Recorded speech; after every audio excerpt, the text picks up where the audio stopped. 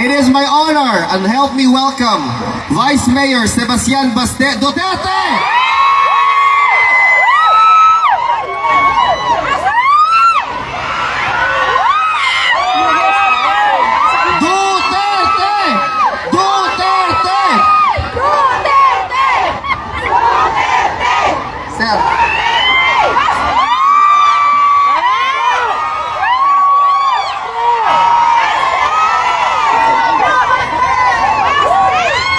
Magandang araw sa inyo lahat.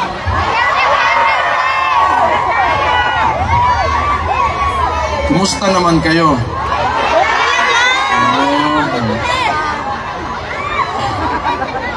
Maraming salamat sa lahat ng pinakita niyong suporta. Alam niyo naman na sa Pilipinas kami, yung tatay ko nandito ngayon, di ko pa nakikita. Kakarating ko lang kaninang umaga. Masaya naman ako na makita kayong lahat dito ngayon. Wala lang talaga kaming magawa sa sitwasyon ngayon kasi kung makita nyo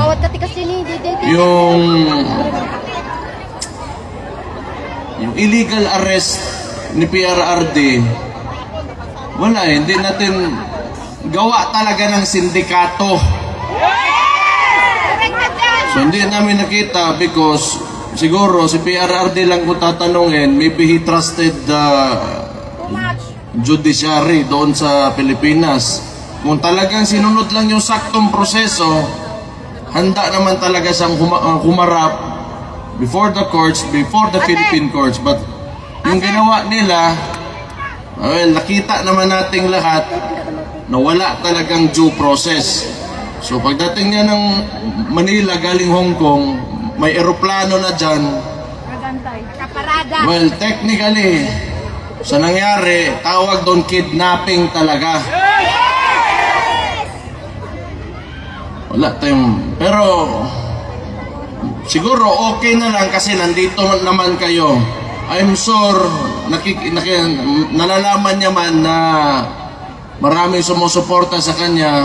And very important na, lalo na sa edad niya, he's already 80 years old. Tapos, makulong ka pa. Malungkot talaga masyado yan. Sa ito, mamingaw kayo.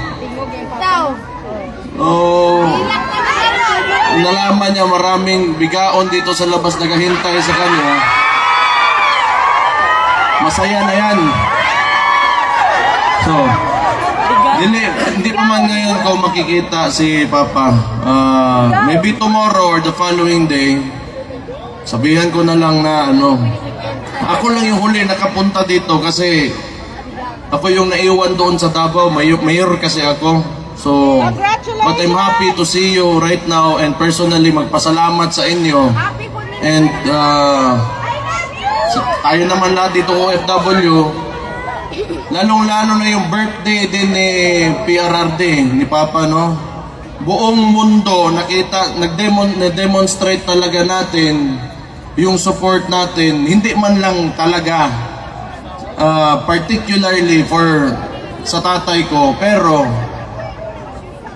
sa anong klaseng gusto natin na Pilipinas na magkaroon tayo. At talagang sigurado ako, hindi yung paraan ng administrasyon ngayon.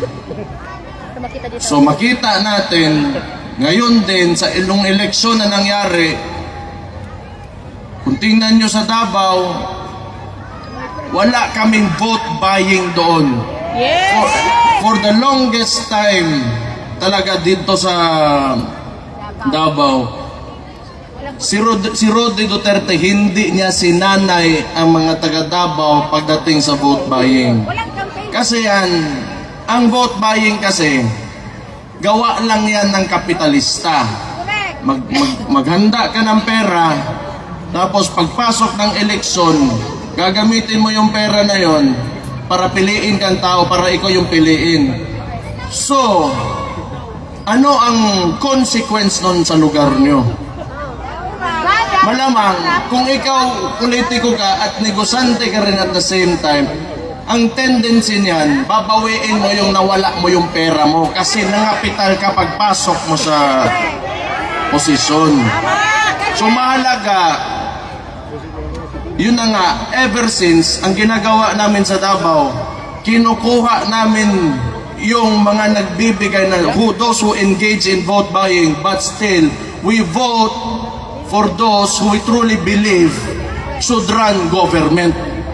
So hindi na natin maiwasan na may mga politiko talaga gumagamit ng pera to convince para mabigay sa kanila yung boto.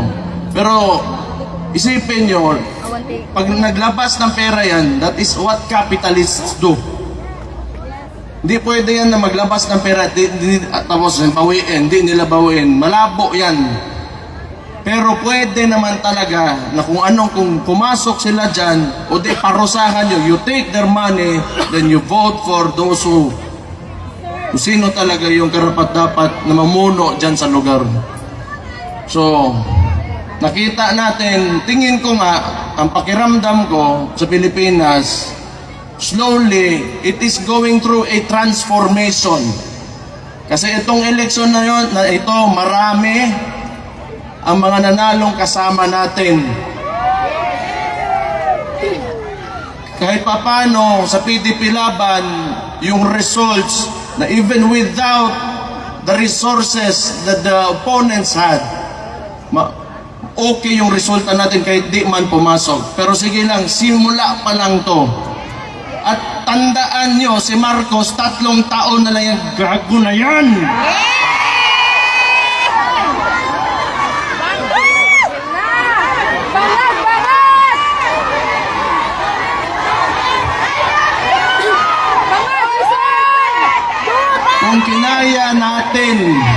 Kung kinaya natin 3 taon, ako sa Davao na bilang alkalde doon, pinahirapan nila ako, wala. Bakit ako malakas? Bakit ang Davao City andyan pa rin ngayon? Bakit si VP, yung kapatid ko, hindi tumitigil? Kasi alam namin na kayong mga Pilipino, kayong mga OFW dito, nasa likod namin lagi.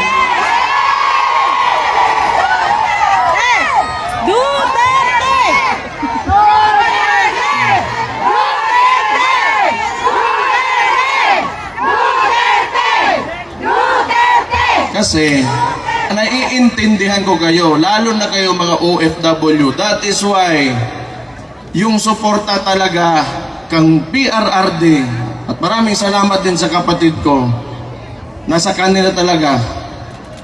Kasi may point of comparison kayo because you are living outside of the Philippines, and lalo na dito sa Netherlands, dito mga Scandinavian welfare states, pati yan Germany.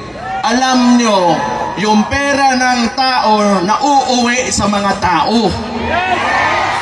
Pag yung pera natin, yung buwis natin binabayad dyan sa Pilipinas, ewan ko lang, potang ina ko nakabalik pa ba yan dyan sa potang ina.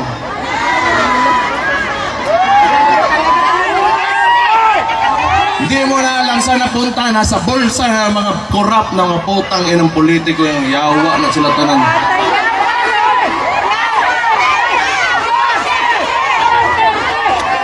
But you know,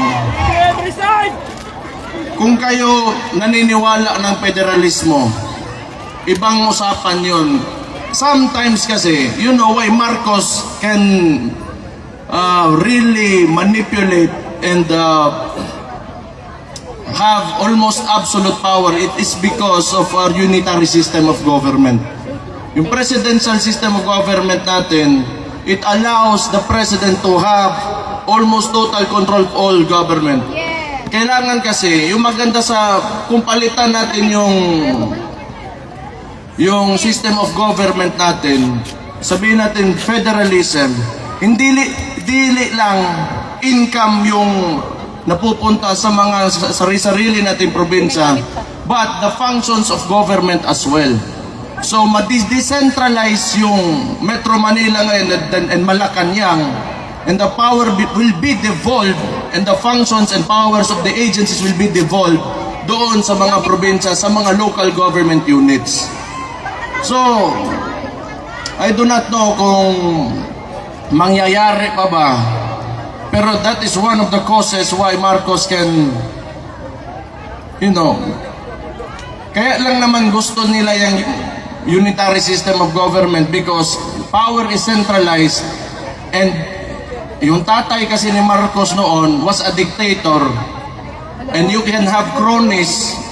Yung mga ambisyoso masyado dyan sa gobyerno na kahit mali, ginagawa, gusto niyan gayahin nila noon sa panahon ng Marcos Sr. May mga cronies si Marcos Sr. Sila General Ver, sila Enrile kaniadtong panahon. Yan ang gusto nila, yung mga Marbel, yan si Torre, mga Rimulya. Kasi ang susunod dyan, they will attempt not to go down in government and they will attempt another dictatorship. And along with that dictatorship comes the cronies. So itong mga ambisyoso, mga putaragis na itong mga politiko at nasa gobyerno ngayon na kahit mali na ginagawa pa rin, gusto niyan, they will join that dictatorship and they will be the cronies of the new Marcos, kaning Junior, na bangag ang putang ina ngayon.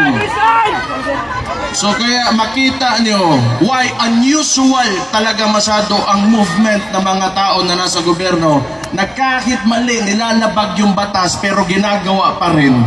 It's because not out of their jobs or functions in government but it's out of selfishness. Pero hindi talaga yan because ngayon kahit tingnan nyo ilang demonstrations na nangyari since yung gago na Marcos na yan. Nagsimula yan sa kapatid ko. Wala man talaga sana akong problema pero ginatawag nila magnanakaw yung kapatid ko dahil lang sa confidential funds na yan eh. Pero ito yung sasabihin ko, ang tanong ko lang sana ba? Just to, for the sake of argument, kung ang presidente merong billions in terms of confidential funds, tapos gusto nila impeach yung kapatid ko for 125 million pesos, in terms of amount, who is more impeachable? Ang billion or ang million? Yan, isa yan. But sa totoo lang, if you take a leadership position, lalo na executive, mayor ako, yung mga lalo na mayor, barangay captains, yung executive position, alam mo, kung you are really serious on implementing or renewing policy or amending laws, or if you want to make a change, it should start with you. Kung sinasabi sana nitong Marcos na ito na masama may confidential funds, then it should start with him pababa so that he will be the example that we will follow. And yet, you are sinisingle out mo yung isang tao.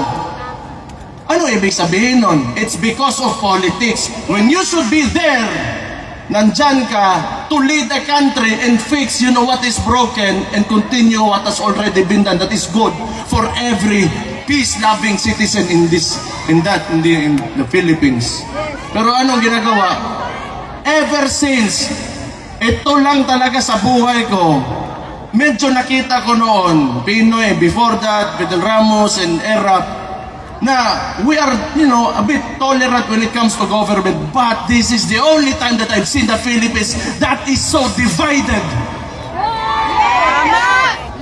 And how can you live with that kung nakakadiha? Ikaw, Presidente, unya, you allow your people to suffer and even make lies. Hantod karon, imong tag-20 nga bugas, wagya po na niabot.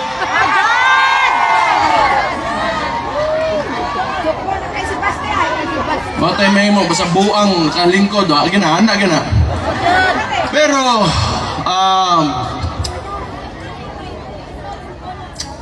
as I said earlier, tanaw na ako, like everybody's really putting it out there ba, kana yung nararamdaman nyo and how you really feel kung anong gusto nyong direction para sa bansa natin. That's good. I think you should continue doing this kasi we will do the same thing. I will do the same thing. It will be not for ourselves but it will be for the future of our children, our grandchildren, and our country. So yun na mahalaga. maybe someday, hindi na lalaki yung mga anak natin o yung mga apo natin, iba. Maybe they will be facing not the same problems na ito, lalo na itong malala talaga itong administrasyon na ito. Tingnan nyo, kahit kasama nila sa alyansa, nung pagpanalo ni Ping Lacson, what did he say? That 2025 budget is the most corrupt budget in Philippine history. Yes! Kahit kasama nila mismo, natapos ng sandali, sinabi na nila. Campaign manager. Wala talagang... Sa totoo lang, hindi ko maintindihan why they can afford to do all of this. And at 2028, matatapos din ang termino ni Marcos eh. So anong gusto niya? Hindi ko talaga alam. Marcos resign!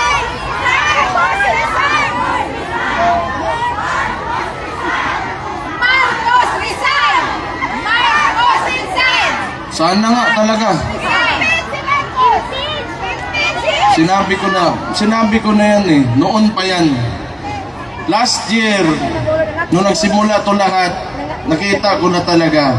Itong, the way they run things, yung pakiramdam nila para silang hari eh.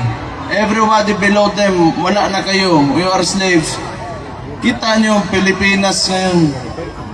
Sometimes, I don't even want to believe yung mga sinasabi sa akin ng mga kaibigan ko sa ibang lugar. Luckily for us at Davao City, we have been able to maintain the peace and order and the services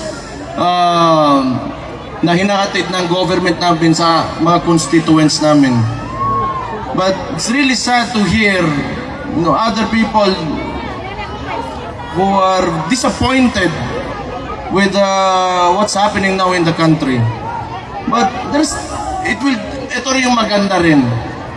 Maging contrast ito, if you truly believe in the governance of Rody Duterte. May anak pa naman sa dyan, isa na yung kapatid kong babae. Kung gusto niya ipatuloy yung tunay na pagbabago, hala, pilitin natin na tumakbo ito noong 2028. President Inday Sara Duterte!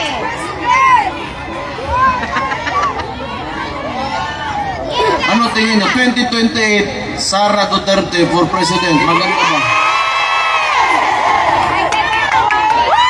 Sabihin ko kayo at nagsabi ha, may baka suntukin ako niyan.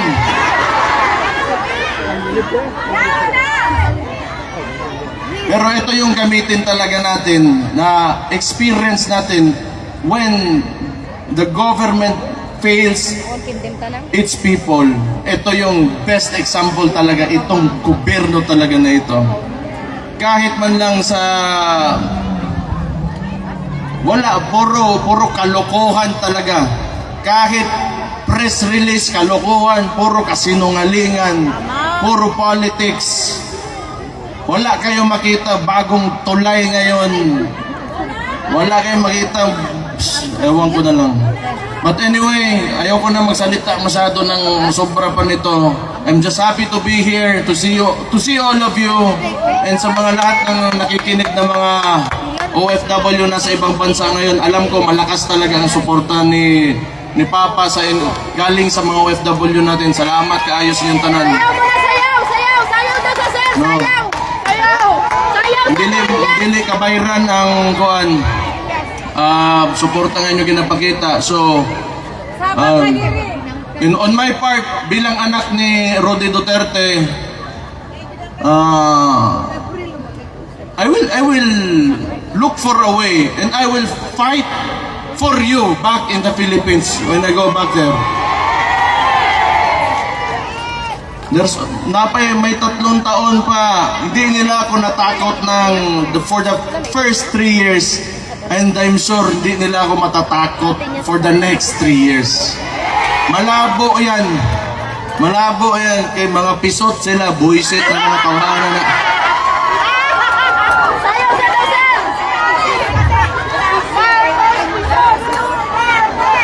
As long as we remain to be peaceful and God-fearing Filipino citizens, believe in the have aspirations for our country. Yes. Andun naman kami lahat, yung mga kababayan nyo, nandun, lumalaban talaga kami. Lahat naman tayo, ang problema lang talaga sa Pilipinas because of very centralized government, yung mga nasa taas, may mga posisyon, yung mga matagal na political dynasties, gusto ng ganun because they can maintain their power. Because it's a conservative form of government.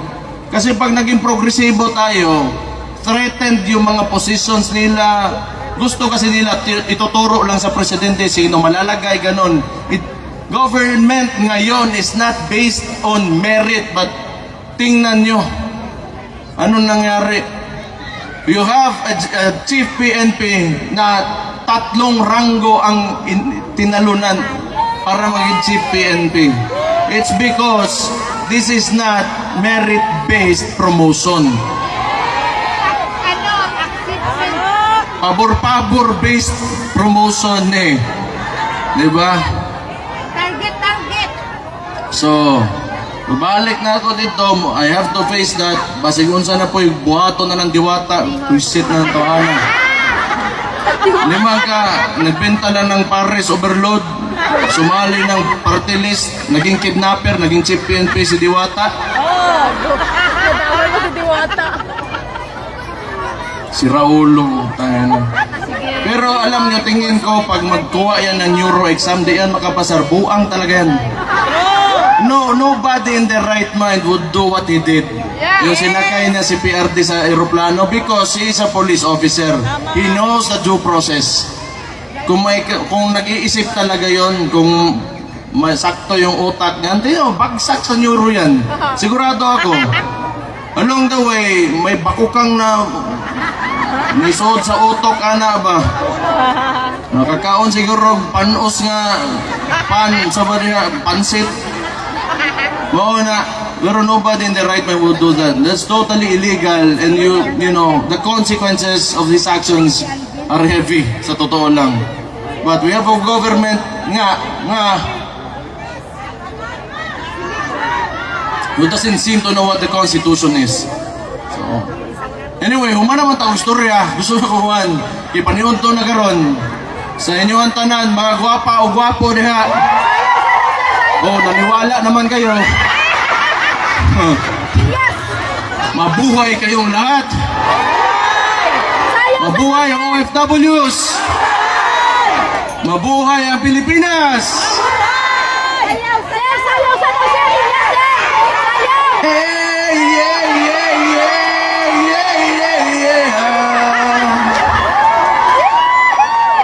Mabuang mo Pero salamat kayo It really means a lot sa family. And I'm sure, lalo-lalo na kay PRRD to know na you are always supporting him. So thank you. Mabuhay kayong lahat and God bless you all. Salamat kayo. Maraming salamat po, Vice Mayor Sebastian Baste Duterte. Okay pa ba kayo? Ladies and gentlemen, it is also another honor because I support this man very much. Our next speaker na magsasalita po is an elected senator. Ang kaibigan po ni Mayor Digong. Help me welcome Senator Rodante Marcoleta!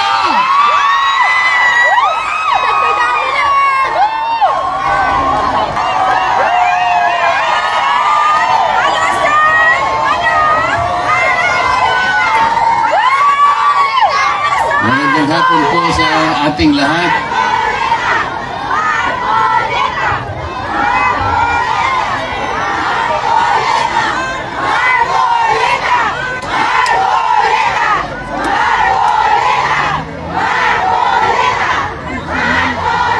Salamat po sa pagmamahal nyo sa ating dating Pangulo. Salamat po sa pagmamahal nyo sa ating Vice President. Salamat, Mayor Pulong, at nandito ka rin pala. Salamat, Senator Robin. Salamat, Mayor. Sino? Salamat sa aking kaibigan, Atty. Vic Rodriguez. At lalong-lalo na po kayong lahat na hindi nagmamaliw ang inyong pagmamahal sa ating bayan. Napaka-problemado po ng ating bansa, ngunit huwag po tayong mawawalan ng loob. Magsama-sama po tayo para ayusin po natin ang ating bansa. Akala ko po nung nag-issue ng resignation order ang ating Pangulo, akala ko totoo na Akala ko naman yung bureaucratic reset. Kahit konti lang, naniwala ko, baka okay naman yata ito. Wala rin.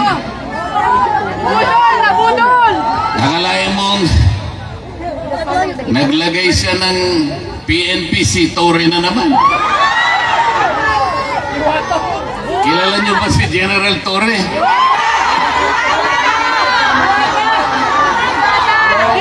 Si General Torre, Diwata! Diwata! bakit siya yung nagpanggap na representative ng Interpol? Hindi totoo yun sapagkat kung totoo na nakipag-cooperate ang Interpol sa ating bansa, dapat sana ang nakausap niya siguro yung Pangulo ng Pilipinas o kaya yung DILG Secretary. Ngunit wala naman tayong nakita na representative ng Interpol na pumunta sa Maynila. Meron ba kayong nakita? Pagkatapos nung inaaresto si Pangulong Digong, pinakikita ni General Torre yung kanyang cellphone, yung warrant of arrest nasa cellphone. Nakakita ba kayo ng ganun? Only in the Philippines! Only in the Philippines! Hindi po ganun ang pagsisilbi ng warrant of arrest. Dapat po yung representative ng Interpol ang pumunta sa Maynila, dala-dala niya yung physical copy ng warrant of arrest. Ganon po yung paraan, hindi po pinakikita sa cellphone. Yun pong counterpart ng Interpol sa Maynila, ito yung PCTC. Ito yung executive director, nandun dapat hindi nagpakita. Ang kanilang ginamit ay General Torre na walang kapangyarihan magsilbi ng warrant of arrest. Wala rin siyang kapangyarihan na bumasa ng Miranda warnings. Bakit siya na naman ang na-appoint na PNP chief? Nabayaran! So, ang buong akala ko, pag pinagtatanggal mo, pinag-resign mo lahat, ang miyembro ng iyong gabinete, tanggalin mo na silang lahat, pumili ka na lang ng mas magaling. O hindi naman nata totoo Tingnan po ninyo kung anong nangyari sa ating bansa. Yung ekonomiya natin, humirap na ng humirap ang ating bansa. Yung presyo ng bilihin hindi na maaabot ng kinikita ng karaniwang manggagawa. Nag-aaway nga sa Kongreso ngayon Kasi po sa taas ng bilihin, kinakailangan mag-legislate na lang na maitaas na yung sahod. 200 pesos per day, sabi ng House of Representatives. 100 pesos, sabi naman ng Senado. Ang tagal na magdebate. In the meantime, kawawa ang mga mamamayan. Sayang. Bakit hindi na lang nilagay yung 150 pesos na lang, i-legislate na yan, pansamantala man lang, makaabot-abot man lang yung kinikita. Hirap na ang Pilipino. Kasi naging politik na. Pagkatapos, hindi naman niya tinanggal yung mga economic managers. Nandun pa rin ang DBM. Nandun pa rin yung NEDA, pinalitan lang ang pangalan. Nandun pa rin ang, ano ba yun? Department of Finance. DOJ! Anong gagawin mo? Akala ko ba ang pangit ng ating ekonomiya? Akala ko ba ayusin natin? Ba't hindi ka maglagay ng matino? Correct! Naglagay ka pagkatas. Tinanggal mo, pagkatapos nilagay mo sa ganito, hindi po pwede yung ganun. Pero kaya po tayo nandito sapagkat We wanted. nandito ang taong kinikilala natin, Yes. ang pinakamabuti, Trolls. ang pinakamagaling na presidente ng Republika ng Pilipinas. Nagbalog magamit. Akalain mong dadalhin dito? May araw na. Yun po bang ating justisya sa Pilipinas ay hindi na gumagana? Is our judicial system in the Philippines no longer functioning? It is functioning. Is our prosecutorial system in the Philippines no longer able to function? Still functioning. Hindi po totoo yun. Umiiral, gumagana, umaandar ang justisya ng ating bansa. Kung nagkamali ang sino mang Pilipino, kung nagkamali halimbawa ang isang naging Pangulo, o dilitisin natin, edi husgahan natin, pero sa sarili nating patakaran, sa sarili nating batas, hindi sa batas ng ICC. Pagtiyagaan na lang po natin, kahit anong mangyari, mawawalan din ng saysay ang ginawa nila laban kay Pangulong Digong. Lalabas din po ang katwiran, magtatagal lang po ng konti dahil may proseso. Wala ng jurisdiction ng ICC sa ating Pangulong Digong. Maniwala kayo sa akin. Pinatatagal lang nila sapagkat pinupolitika din dito yan. Mahirap lang magsalita, buong akala nila tayo ay nagsasalita laban sa ICC. Hindi po. Ang sinasabi lang natin, kahit balik-baliktarin mo ang pangyayari, wala ng jurisdiction po ang ICC. Pati po yung charge na kanilang ikinapit sa Pangulo, crime against humanity, hindi kakapit sa Pangulong Rodrigo Duterte. Sapagkat yung war on drugs, hindi po klasipikado na crime against humanity. Yung programa na ginawa niya is a legal, it is a regular governmental action to wipe out drug problem in our country. Yes, yes, correct. Presidente po siya, siyang nakakaalam ng mabuti para sa kanyang bansa. He should have been judged by the benefit, by the advantages reaped by the Filipino people from his program. He should not have been judged from the number of people who were killed along the war on drugs. May mamamatay at may mamamatay, alam naman nila yun eh. Sapagkat ang nagsusulong sa droga yung mga kriminal, lalaban at lalaban yung mga yan.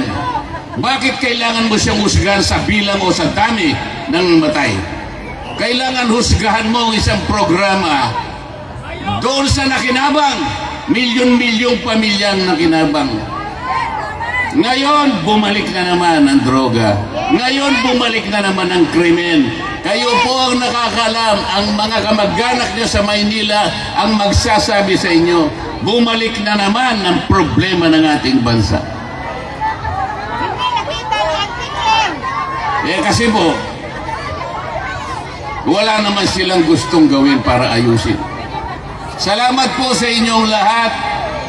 Alam ko po, isa po ako sa inyong ibinoto para maging senador ng ating bansa. Kahit malayo po ang lugar na ito, alam kong nagpupulong-pulong kayo rito. Marami pong gawain sa Maynila. Ngunit kahit konting sandali, kailangan tagpuin ko kayo rito. Para personal po akong magpasalamat. Lahat po kayong lahat, binoto po ninyo ako. Kung hindi sa inyo, baka natupad yung survey. Akalain nyo naman, sa simula pa number 36 ako. Hindi man lang ako umangat. Nung naawa sila sa akin, siguro bandang Pebrero yata yun, napunta ako sa number 22. Hanggang doon ka na lang, sabi nila. Malapit nang matapos ang Abril, 21 na naman ako. Pagkatapos nagmilagro isang araw, nilagay po nila ako number 12, pero isang araw lang yun. Binaba na naman nila ako sa number 18. Tingnan mo ninyo, ikaw walang hiyaan ng mga survey companies na yan. Naniniwala pa ba kayo dyan? Isipin ninyo. Merong isang media practitioner sa Maynila, babae, hindi ko nababanggitin ang pangalan, baka sumigat pa. Hindi makamove on. Hindi siya makapaniwala bakit daw si Rodante Marcoleta naging number 6. Hindi niya kasi binabasa yung ating mga kababayang katulad ng inyong mga kamag-anak at kayong lahat. Hindi ba niya alam kung gaano ang kinontribute na boto ng lahat ng OFWs? Bakit hindi niya alam yun? Bakit tinitingnan niya? Ako lang ang tinitingnan niya. Paano nangyari yun, sabi niya? Paano nangyari si Marcoleta ay nanalo? Paano nangyari yun? Nakakaawa yung tao na yun. Nakalimutan niya. Nakalimutan po niya, napakaraming nagmamahal pala kay Rodante Marcoleta. Ngayon po, masasabi ko na sa inyo, lintik lang ang walang ganti. Ginawa, ang gusto nila number 36 ako. Sabi ng mga tao, hindi. Kailangan maging number 6. So yun po yung nangyari. Yun po ang nangyari. Pumanda sila. Ito pong impeachment na kinakasan nila, bahala sila. Bahala sila. Pero kung ako ang masusunod, sabi ko sa kanila, para mabawasan ang kahihiyan ng ating gobyerno, para hindi na mapahiya ang administrasyon, tigilan nyo na. Tigilan nyo na para hindi na mapahiya. Ngayon, kung gusto nyong mapahiya, o ituloy nyo. Hindi rin naman kayo mananalo. Kahit saan tayo mapunta, hindi mananalo. Hindi mananalo ang kalaban ng ating Vice President. Sinabi ko na nung una, uulitin ko sa inyo, kung ayaw nilang itigil, nasa sa kanila. Pero kung gusto nilang mawala ang kanilang kahihiyan, itigil na lang nila. Ngayon, ayaw niyong tumigil, purbahan natin. Sige, isulong ninyo. Pareho din naman ang mangyayari. They will not be able to remove the Vice President. Itaga mo sa bato yan. Itaga nyo sa bato yan. Walang mangyayari. The Vice President will stay as Vice President. And he will become the president.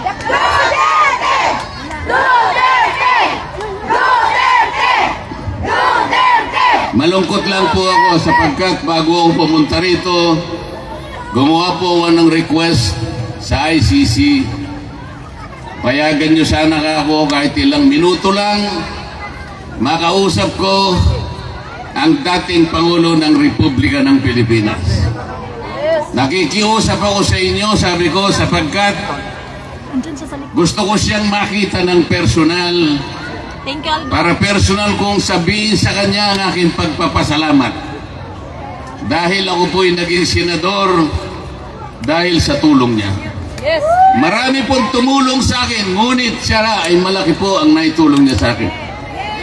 Naghintay po ako ng mga ilang araw, 1 linggo siguro o mahigit pa. Hanggang ako po'y tumulak papunta rito, wala po silang ibinigay na sagot sa akin. Sa aking palagay, hindi rin po ako makakapasok para makausap ko man lang. Kahit na ba 3 minuto ay hindi nila ako bibigyan? Anong klaseng justisya naman yung ICC na yan? Dito pa naman sa Europa, ang akala ko dito mas matatag, dito mas malinaw ang justisya sapagkat magagaling silang mga tao. Pati ba naman yung 3 minuto o 5 minutong ihingin ko lang, makausap ko man lang, makita ko man lang, mahawakan ko lang ang kamay, makita ko lang kung anong kalagayan niya. Sapagkat malaking bagay naman po para sa isang tao nakagaya niya. Hindi po nila ibibigay siguro sa akin. Mamaya po, baka sakali akong pumunta ron, makita ko man lang yung lugar kung saan siya nakapiit. Pero huwag tayong mawawala ng pag-asa. Huwag tayong mawawala ng pag-asa. Sapagkat hindi pa naman po tapos ang laban.